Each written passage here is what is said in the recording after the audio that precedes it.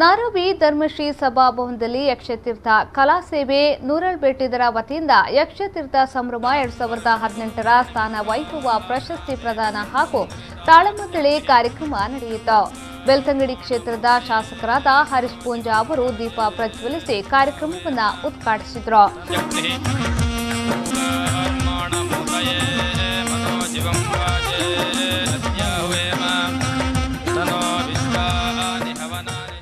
ಬಳಿಕ ಮಾತನಾಡಿದ ಅವರು, ಯಕ್ಷಗಾನ ಕಲೆ 100 ವರ್ಷ ಬಾಳಬೇಕು, ಮನೆಯಲ್ಲಿದ್ದ ಮಕ್ಕಳಿಗೆ ಯಕ್ಷಗಾನದ ಆಸಕ್ತಿ ಮೂಡಿಸುವಂತಾಗಬೇಕು ಎಂದು ಹೇಳಿದರು.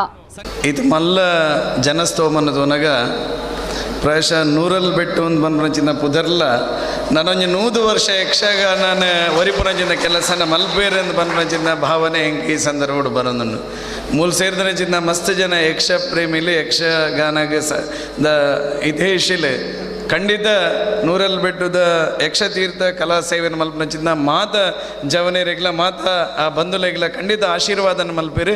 ನನ್ನ 100 ವರ್ಷಗಳ ಮಿತ್ ಯಕ್ಷಗಾನ ರಂಗದ ಆ ಕಲಾ ಸೇವೆಯನ್ನು ಮಲ್ಪನಚಿಂದ ಯೋಗ ಭಾಗ್ಯ ನಿಕ್ಲೆ ಖಂಡಿತವಾದ ಆಶೀರ್ವಾದ ನೀ ಸೇರಿದ ಜನಸ್ತೋಮ ಒಂದು ಕರಡ್ತಾಣದ ಮೂಲಕ ನಿಕ್ಲೆ ಮಲ್ಪಡು ಒಂದು ಬಂಧನ ಪಾತ್ರೆ ಈ ಸಂದರ್ಭಕ್ಕೆ ನಾನು ಭಾರಿ ಸಂತೋಷ ಪಡೆ. ಕಾರ್ಯಕ್ರಮದಲ್ಲಿ ಕಲಾ ಪೋಷಕರಾದ ರಾಜಧರ್ಮ ಚೈನ್ ಅವರಿಗೆ ಯಕ್ಷತೀರ್ಥ ಪ್ರಶಸ್ತಿ ಪ್ರದಾನ ಮಾಡಲಾಯಿತು.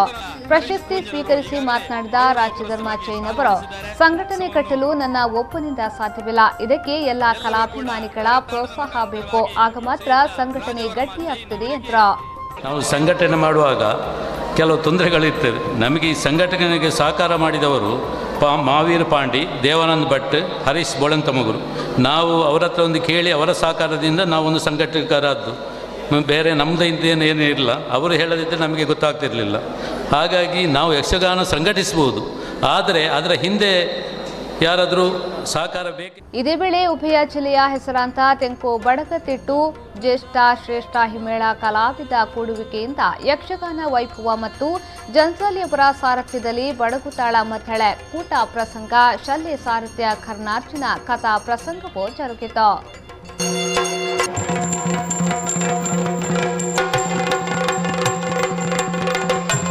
ನಿಜ ಏನಾಯಿತು ಕರ್ಣನ ರಥದಲ್ಲಿ ಅಂತ ನಿನಗೆ ಕಲ್ಪನೆ ಇಲ್ಲ.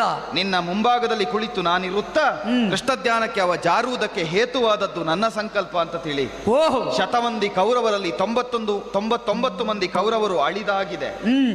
ಉಳಿದವನು 100ನೇ ಕೌರವನಿಗೆ ಬಲವಾಗಿ ನಿತ್ತವನಿಗೆ ಕರ್ಣ ಅಂತ